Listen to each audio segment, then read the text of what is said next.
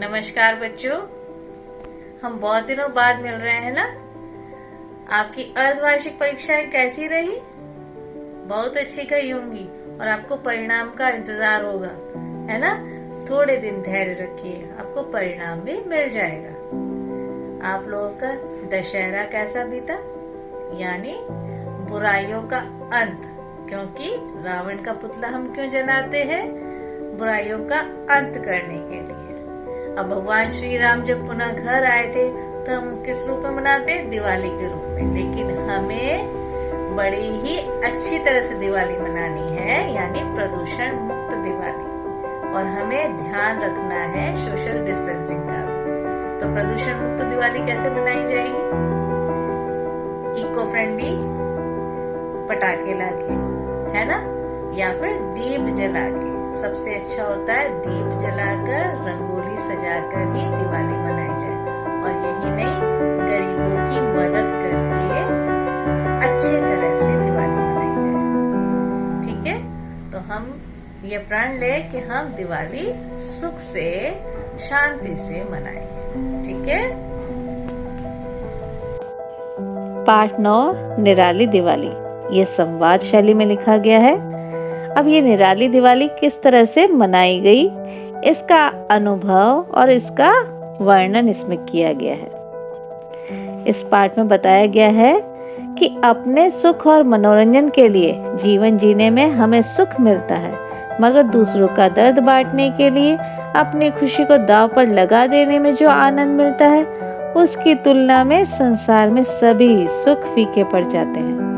वह क्षण हमारे लिए सबसे अनोखा बन जाता है। बच्चों में सेवा और मदद की भावना स्वाभाविक रूप से होती है। इस भाव के कारण विश्व में अनेक लोग महान कहलाए। प्रस्तुत पाठ में बच्चों द्वारा ऐसा ही कदम उठाया गया है।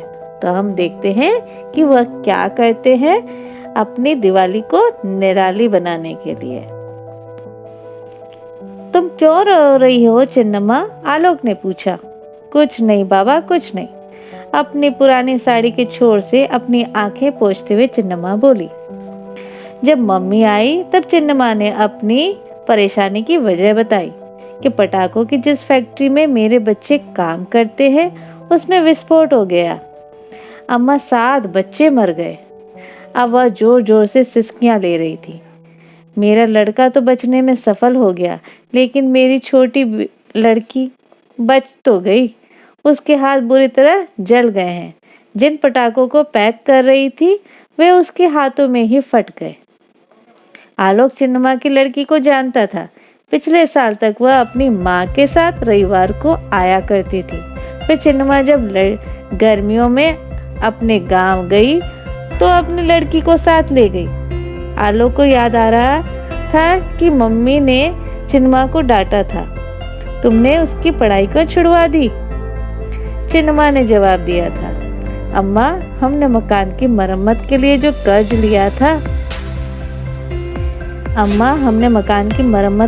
कर्ज लिया था वो चुकाना था। फैक्ट्री वाले अच्छे पैसे देते हैं। गांव के बहुत सारे बच्चे वहाँ काम करते हैं। उसका भाई भी वहाँ काम करता है। वह उसको देखता रहेगा। इस समय वह कहाँ है? मम्मी ने पूछा। अस्पताल में। डॉक्टरों ने कहा है उसे बहुत महंगी महंगी दवाइयाँ लगेंगी। मैं लोगों से और कितना उधार लूं? चिन्नम्मा एकदम असहाय लग रही थी। आलोक को लगा कि उसे उसके लिए कुछ करना चाहिए।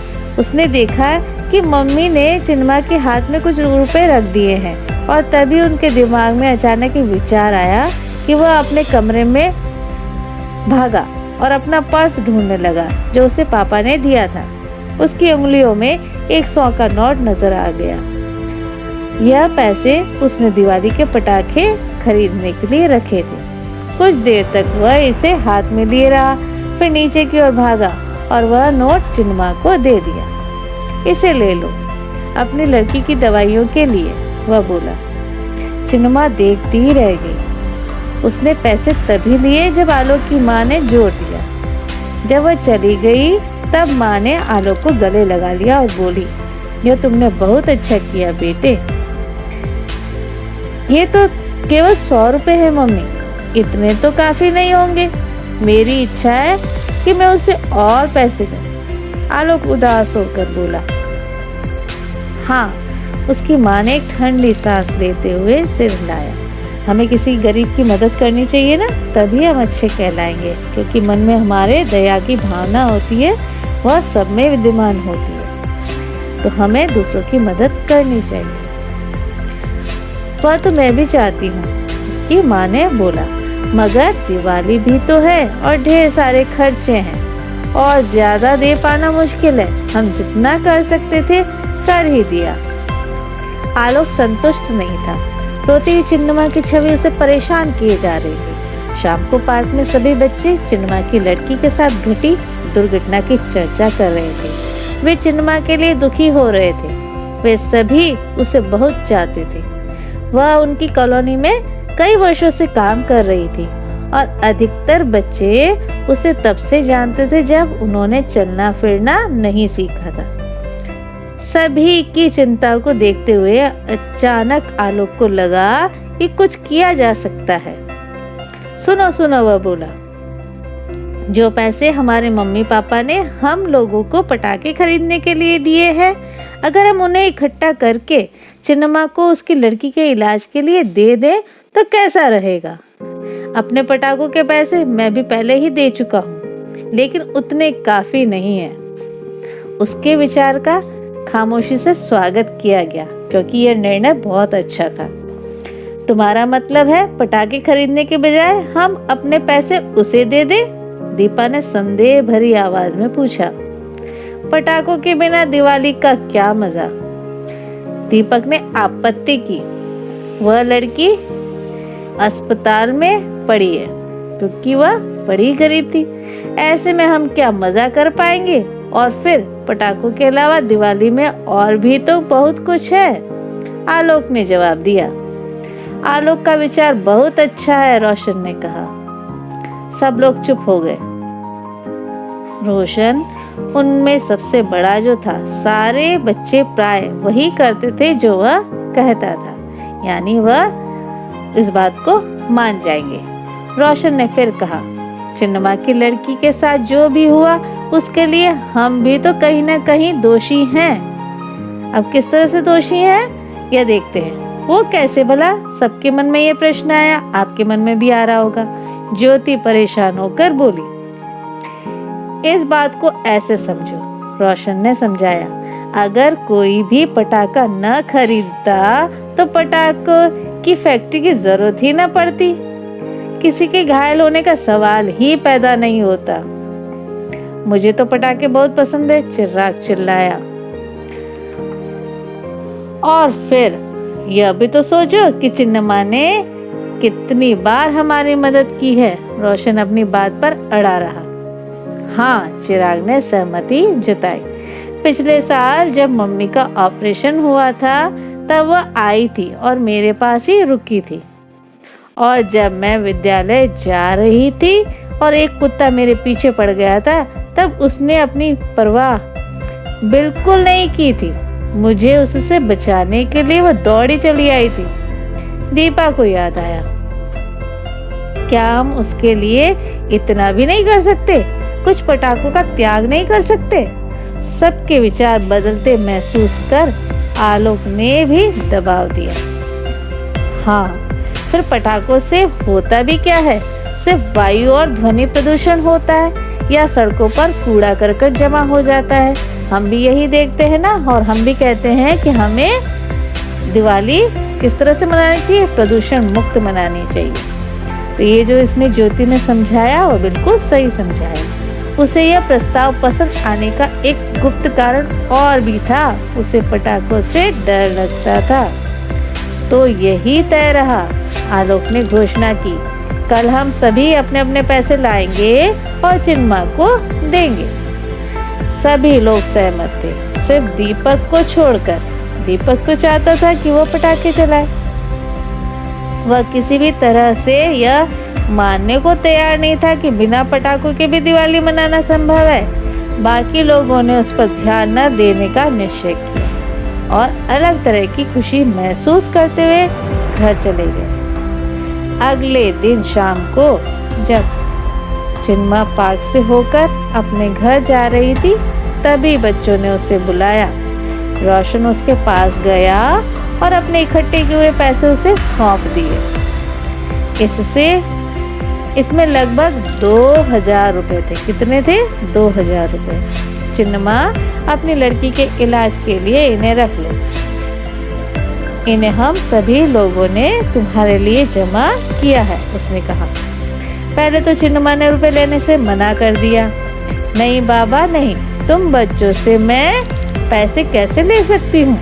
परंतु जब उन्होंने बहुत जोर दिया तो मान गई। पैसे लेते हुए अपनी आंसू भरी आंखों में उन सभी की ओर देखा, और क्या था? एक धन्यवाद था, है ना, और बड़ा प्यार था। भगवान तुम सबका भला करे और आशीर्वाद रूप में वो कहने लगी। अपने घर की ओर रवाना होने से पहले उसने भरे हुए गले से कहा।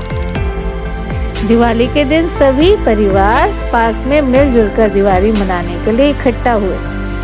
बच्चों ने चिन्नमा के लिए जो किया था उसको सराहते हुए उनके बड़े बुजुर्गों ने एक समारोह आयोजित किया था। इसमें जादू का प्रोग्राम होना था, जिसके लिए बच्चे बहुत ही खुश दिख रहे थे। जब वे लोग जादू के प्रोग्राम के शुरू होने का इंतजार कर रहे थे, तभी अचानक ज्योति बोल पड़ी, देखो चिन्मा अपनी बच्ची को लाई है। उधर चिन्मा की साड़ी के पीछे सचमुच एक छोटी सी लड़की खड़ी थी। उसके हाथों में पट्टियां बंधी थी, लेकिन चेहरे पर मुस्कान तैर रही थी। बच्चे उसके चारों तरफ एकत्र हो गए। अब ये कैसी है? पूछने लगे। अब काफी ठीक है, चिन्नमा ने जवाब दिया। अस्पताल से इसकी छुट्टी हो गई है। बच्चों, तुम सबका धन्यवाद। सभी को आश्चर्यचकित करते हुए अचानक दीपक उस बच्ची के पास आया और उसे एक प्यारी सी नई गुड़िया दी। यह क्या है दीपक? रोशन ने पूछा।